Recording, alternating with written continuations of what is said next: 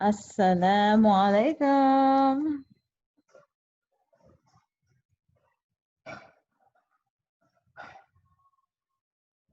Oh. Assalamu alaikum, everyone. How's everybody? Good to see you. MashaAllah. All right. So, how's your Ramadan going? We're in the last 10. It went by quickly, MashaAllah.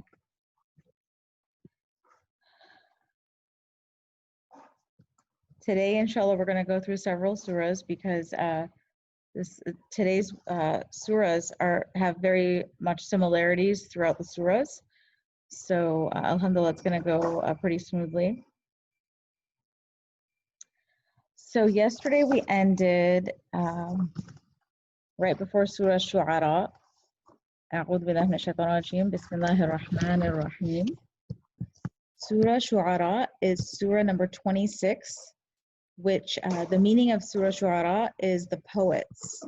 And so one thing that we mentioned is that whenever these surahs start with huruf al-muqatta'at, it's kind of a reminder that even though Allah is giving us all this knowledge and information in the Quran, and yet there's still some things about the universe that we don't know that are only known to Him. And so that's just one reflection for me. I think that everybody might have their own reflections. So in this surah, so basically this set of surahs that we're going to talk about, these have a lot of the Prophet's stories, okay? The Prophet's stories are repeated again and again. And it's really, for us to ponder on. So many of the stories we have heard before, but I will try to pick out the things that are, a little bit new or a little bit different.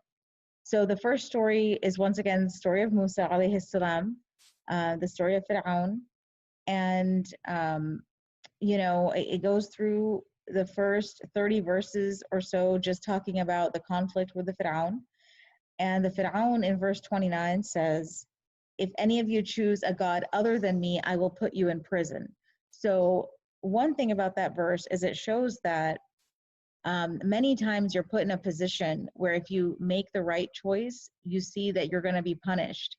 And that in itself is a test. So if you just stay quiet and go with the flow, then you would be, everything looks like it's going to be smooth. But sometimes that test is that just like the Fir'aun told people, if you choose any God other than me, I'll put you in prison.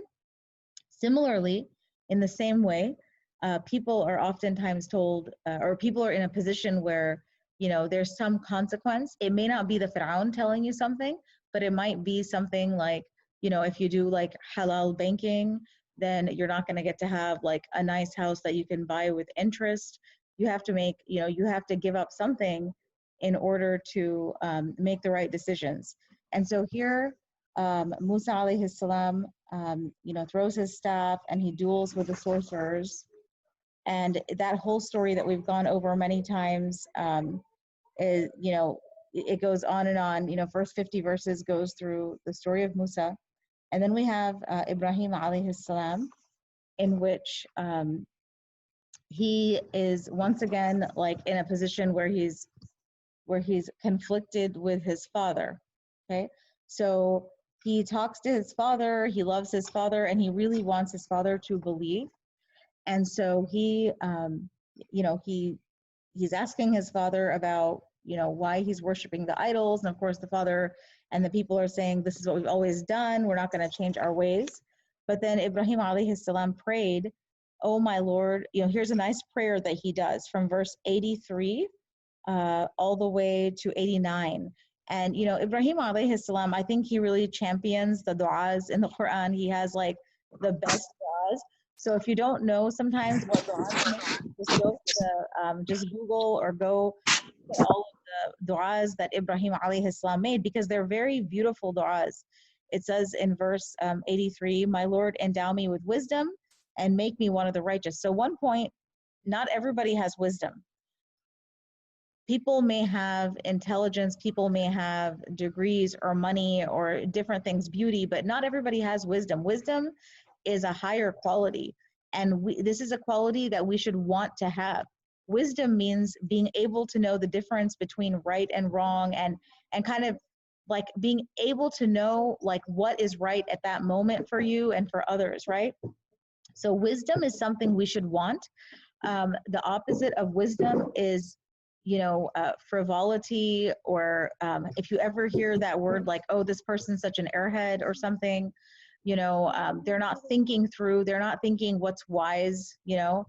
A wise person will make good decisions for their long run and for the depth, for the full depth of who they are. So wisdom is something that even the prophets asked for that. Sometimes we take things for granted. And we mentioned this 1 or 2 days ago, that even the prophets asked for having children. They even asked for things that we take for granted. Like when we have children, most people just take it for granted, but the prophets, sometimes they had to ask for very basic things.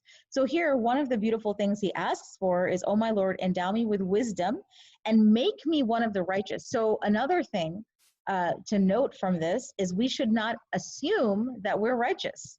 We cannot, sometimes in life we go on in a normal educational program in school, and they kind of just teach you to be, always kind of self-centered. Not, not that it's always a bad thing to look out for yourself, but they never really teach you to humble yourself or to think twice. But he's asking Allah, and remember that he's the friend of Allah. That's the position Ibrahim alayhi salam has.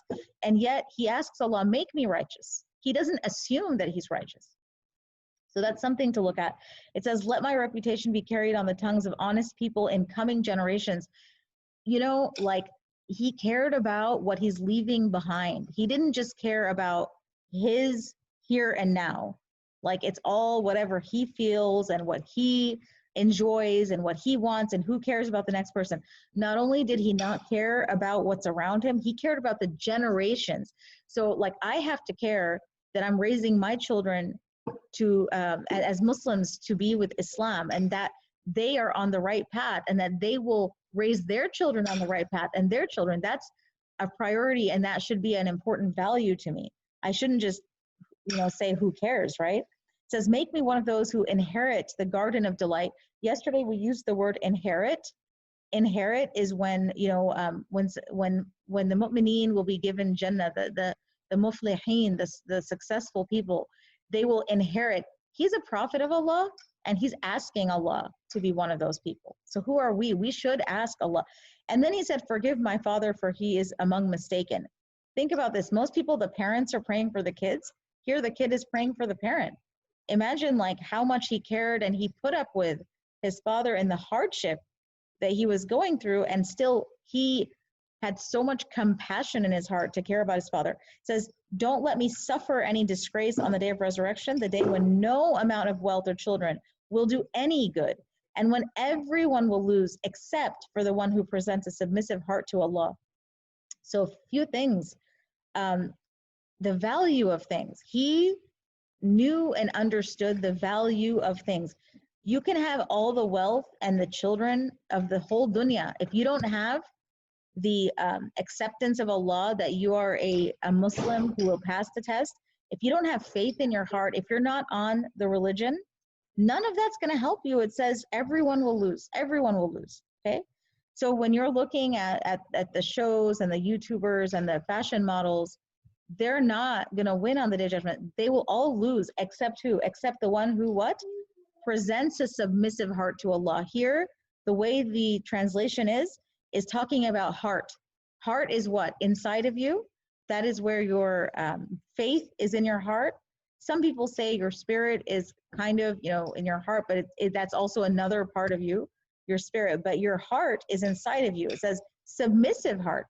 What does the word submissive mean? Submissive is about your attitude inside. So a long time ago when we were beginning, and we used to talk about the Iblis and what was his problem, and the Bani Israel people back in Surah Baqarah, there were so many stories where they had arrogance and they had disobedience and they delayed, right?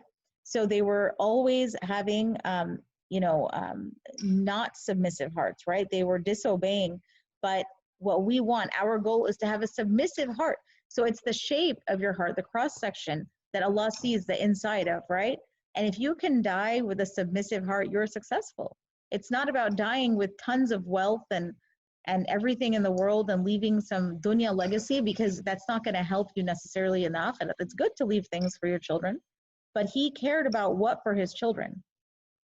It says on the, let my, let my message be carried in the coming generation. So he's not saying, let me create a multi-million-dollar company so that the future generations will not have to worry about money.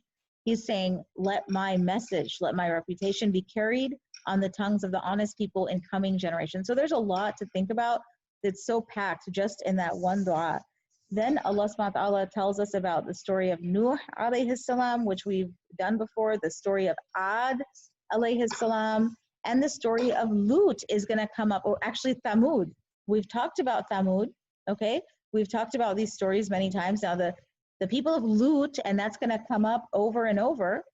What we're going to hear if we make it through all these surahs today, it says, out of everyone available in the whole world, are you approaching other men for your lust and leaving behind the ones whom your Lord created for you to be your mates? Very clearly, homosexuality is haram, and that was their sin, okay? That was their disobedience, and so Allah keeps bringing up their story, and they were destroyed. Then in the story of Madian, the people of Madian, their prophet was Shu'aib. It says, measure what you sell fairly and do not shortchange and weigh, do not shortchange and weigh with accurate scales. Once again, it is very important that we do not shortchange people. This is not just about money. You don't have to be a business person to shortchange somebody. You can shortchange people in so many ways.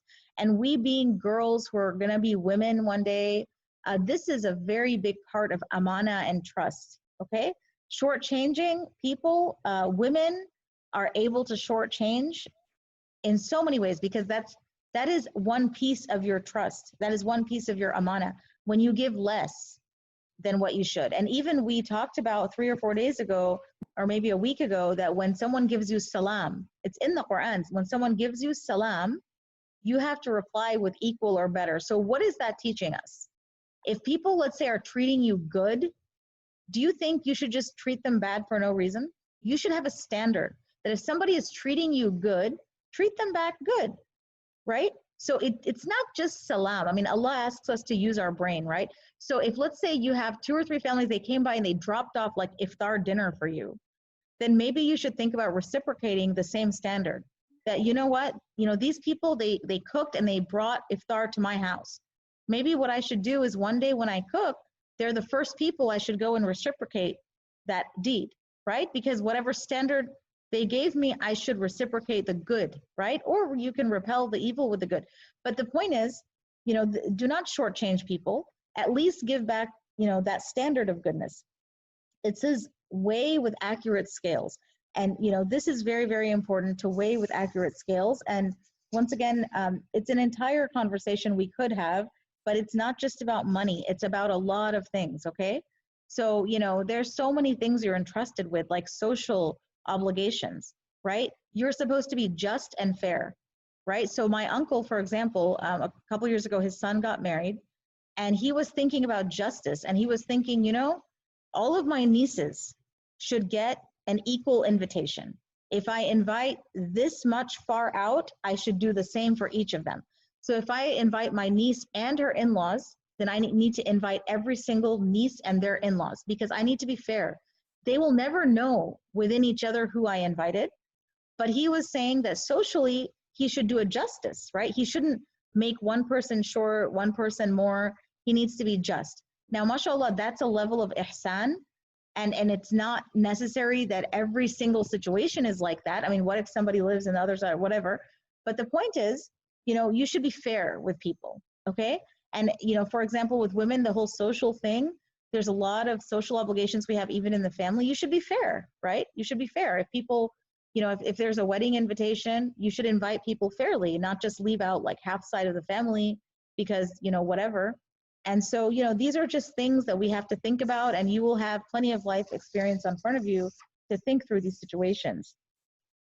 In verse 214, it says, warn your nearest relatives and lower your wing in kindness to the believers who follow you. This is after an entire passage where Allah is telling us to remind each other to do good and warn. So, we need to care about our nearest relatives and, and warn them towards goodness, and lower the wing of kindness to the believers who follow you. The next surah, and it's a Kahoot question. The name is Naml, which means ant. So I know some of you know Arabic just naturally, but you know, I had to learn this. Naml means ant. Okay. Once again, story of Musa alayhi salam comes. Once again, the story of Suleiman. Now, Kahoot question. Some of the prophets and messengers had miracles. One of the miracles of Suleiman is he could speak to the birds, and he understood the language of the birds. So this is one of his beautiful things. He did, like, you know, and it says in surah, I mean in verse 16, that he could talk to the birds and he was given knowledge of many things. That's a favor of Allah. And also the jinn, like he had a special relationship with the jinn. He communicated with the jinn. And he even, in verse 20, it says he takes a roll call.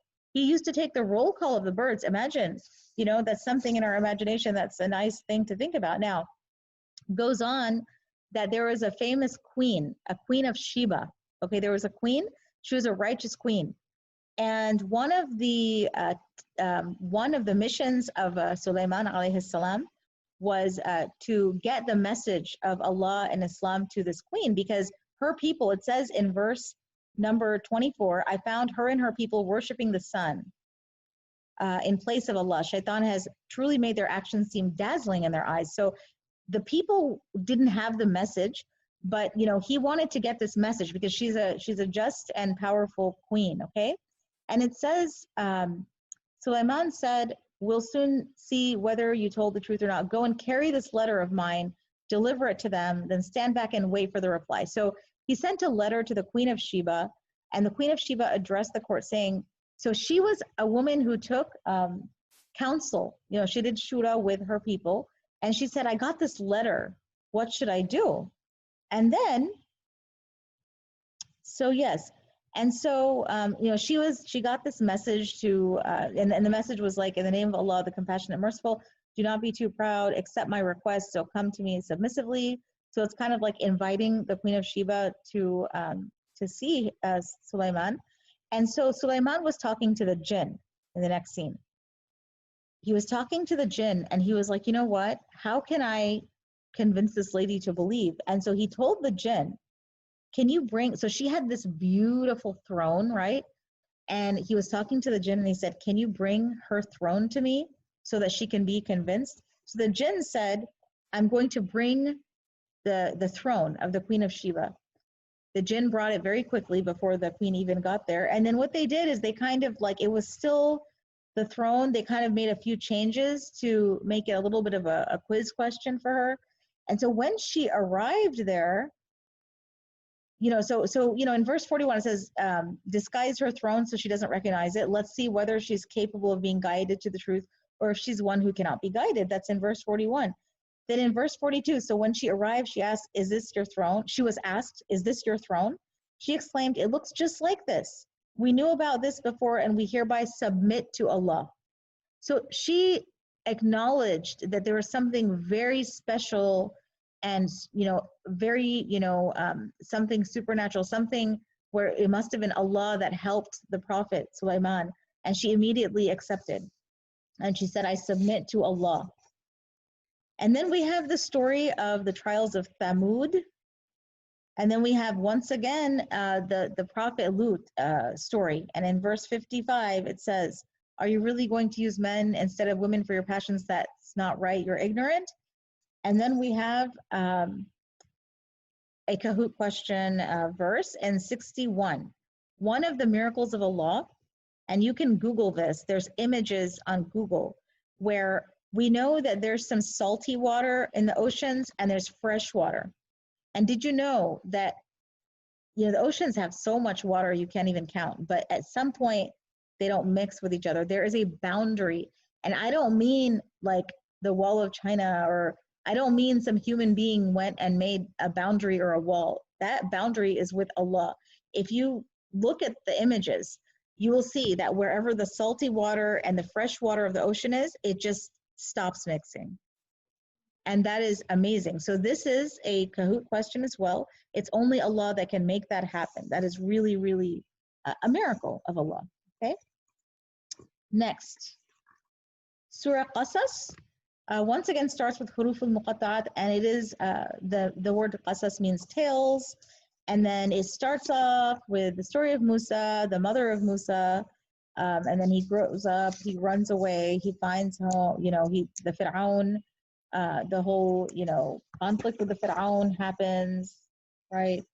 And this, let's see, one thing I do want to mention in this surah that we have not heard before is that the day and the night, there's a verse in 71, the verse 71, it says, ask them, do you not see, if Allah made the night last forever, all the way to the day of assembly, then what other God besides Allah could bring you any form of light? Won't you listen? So the day and the night are a blessing from Allah, okay? So in Surah Qasas, this is a Kahoot question as well, the day and the night are a blessing from Allah. And there was one of the speakers, I think there's Yasser Qadi or somebody was saying how one time they were in the other side of the world where most people don't live. And like it was 10 p.m. and like it was still sunlight outside. So what they had to do is just pull the curtains and just, they just had to create like this imaginary nighttime. And it was just like they had to create this fake sense of wanting to sleep. But Allah subhanahu wa ta'ala, for the majority of us, has the day and the night kind of like on clockwork, and we don't have to think about it. And it's kind of a blessing because at some point you get tired, you want to break, and then you get rested and you get back up. And so the day and the night are a blessing from Allah. Imagine like the germination of these seeds and how some processes take place at night, and then some processes, photosynthesis and such, those take place during the day. So these are definitely blessings from Allah. And then in Surah Ankabut, which means spider, it's Surah 29. Very important verse after the beginning Alif Lam Mim. It says, do people think that they're going to be left alone saying we believe and that they will not be tested? This is a question which I feel like the whole surah kind of, it's like when you're driving your car into the garage, it's like that moment of like, I'm home. Like this gets the home run. It says, do people think they're going to be left alone by saying we believe? Is it enough just to say we believe? No, Allah is going to test each and every one of us for our belief. If you believe something, you will act on it. If I told you there's a fire in the next room and it is raging and it's spreading, if you believe me, you're not going to just go in the next room and say, who cares? If I tell you there's a huge, fierce tiger, that's coming and it's about to eat you up, you're not just going to go out there, you're going to run away. Or if there's somebody with a gun, right? If you believe me, or if you see that, or if you have faith in that, you're going to run away. And, if we believe, we're going to act on our belief, right? We're going to act in a way that Allah, that pleases Allah. And it says in verse 6, whoever strives in the cause of Allah is striving for the good of his own soul. Allah doesn't need anything from any part of the universe. So when we do something good, it's good for us. You know how there was a verse way earlier about do not let your hatred of others trigger you to do the wrong thing. So here, once again, if you are the only person doing good in a situation everybody else is doing wrong, you are doing the right thing for yourself, okay? It's like some examples are very clear, right? So if you have a room full of people doing drugs, okay? They're like taking hard illegal drugs, heroin, whatever, marijuana, whatever the drugs are nowadays. If you're the only one not taking drugs, isn't it obvious? We all know that you're doing the right thing. Just because everyone in the room is taking drugs doesn't mean you take drugs. And the same thing with any bad deed that we do, okay? Any bad deed that we do, if you save yourself from that, even if everyone else in the room is doing it, you are benefiting yourself and you're saving yourself from so many bad consequences. Next, in this surah, of course, we have, once again, a series of prophet stories. So we have Ibrahim alayhi salam, again Prophet Lut alayhi salam, again Prophet Shu'aib alayhi salam, Madian, okay? And then the story of the spider, there's a little analogy in verse 41 where it says, the example of those who take protectors other than Allah is like a spider's home. Like it's comparing a home. It says it's the flimsiest of homes is the home of the spider, if they only knew. Like if you're gonna take a protection, right? Would you rather go into a firm established house or castle, or would you rather go where a spider keeps his home? So it's just giving this analogy that a spider's web, you know that you could just knock it out. We probably Now that we're on lockdown, how many spider webs have you knocked down from like somewhere in your house?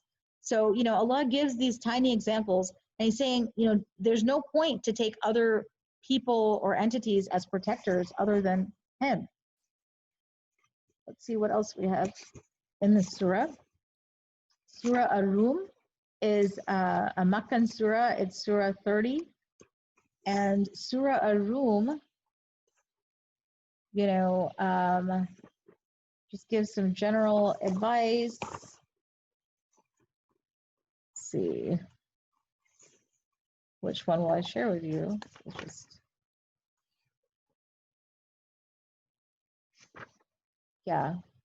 So yeah, it is, it's the same messages. If the messengers went with them with clear evidence, they rejected them. It wasn't Allah who did them wrong. They wronged their own souls. And it tells us, all the evidence that Allah has in human society, tells us to use our common sense. And, it just reminds us about the akhirat. So these are just, some general things. Surah Luqman is surah 31. Luqman alayhi salam, I don't think we talked about that one before. He is a prophet who is endowed with wisdom. And there is a very nice passage, and I'm going to read that to you, and that is going to be in our Kahoot. It says in verse 12, and so it was that we bestowed wisdom upon Luqman, telling him, be thankful to Allah. Whoever is thankful, then it's to the good of his own soul. But whoever is ungrateful, know that Allah doesn't need anything and is already being praised. So then Luqman tells his son, my son, Luqman said to his child during a lesson, do not make partners with Allah, for making partners is the worst offense against Allah. So when a parent is teaching and guiding their children, that's called tarbiyah. And this is an example that is a famous example that Luqman had wisdom and he tried to guide his child, okay?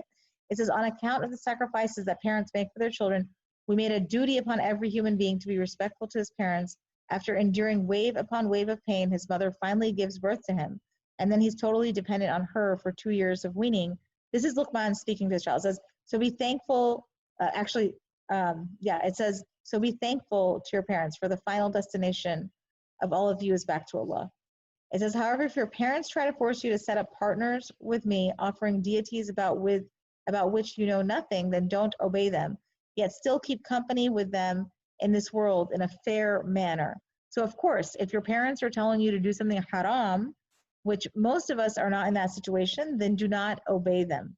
It says, keep yourself on the path of those who turn towards me, for all of you will return to me, and I'm going to tell you the meaning of everything that you did. My son, Luqman said, even if there was a tiny speck of a mustard seed lodged within a rock or anywhere else in the heavens and the earth, Allah can bring it out, for Allah is aware of all subtleties.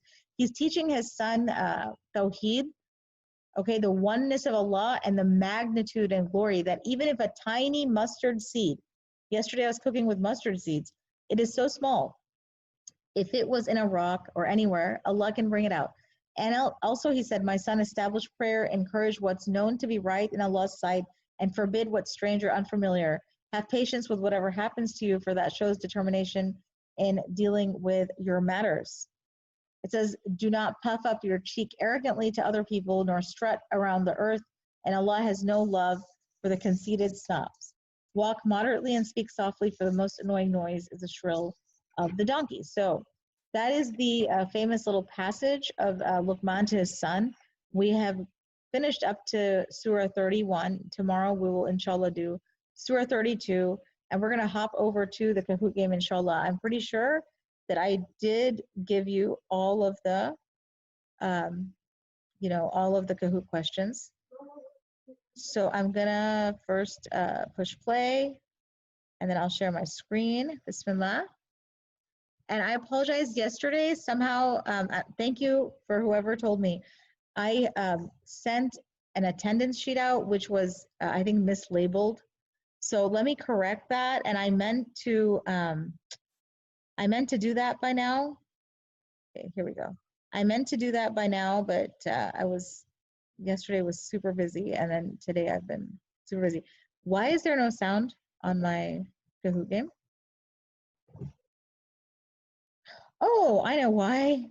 Because my earbuds are The reason you can't hear anything is because my earbuds. So let me do show Bluetooth devices. Hold on. Let me turn that off. Ah, okay. Yeah. All right. 451-8166. I hope everyone can see that. Yeah. We have maybe 4 minutes. Okay, we have 4 minutes to try to finish this up, and we have 7 players. I'm so happy to see all of you trying to test yourselves and challenge yourselves, and it's a really good learning opportunity. So we got 7. Let us start. Asma, you ready? 451-8166. I'm going to start, and I'm pretty sure we know all of these. It goes like this. Number 1, today's group of surahs had many what? I mentioned it briefly. They had many. Was it rules about modesty, description of the afterlife, stories of the prophets, or inheritance laws? So the stories of the prophets, correct. So the stories of the prophets kept coming up over and over. Number 2, what does numel mean? Numel. That was one of the names. This was staff, throne, basket, or ant. What does numel mean? Staff, throne, basket, or ant? Very, very good. Ant.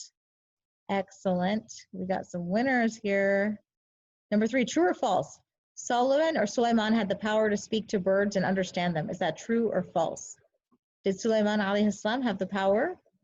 Very, very good. You all got that one right. You were listening, paying attention. May Allah reward you. What did one jinn bring back from the Queen of Sheba? Her throne, her crown, her shoes, or her wedding ring? What did one jinn bring back? It is her throne. Excellent. Allah made the salty and fresh water not mix in the ocean. Is that true or false? Allah made the salty and fresh water not to mix in the ocean. Is that true or false? That is true. All of you got that right. MashaAllah. Number 6, in Surah Qasas, which of the following blessings is mentioned? Forest and deserts, land and sea, day and night, or girls and boys? In Surah Qasas, we talked about day and night, exactly. Oh my God, you guys are totally whipping it today. Number 7. In Surah Ankabut, Allah says, did you think we would leave you alone without being blessed, scared, surprised, or tested? What does Surah Ankabut say? Yes, the answer is tested. And finally, number 8, there's a passage in Surah Luqman where he does what?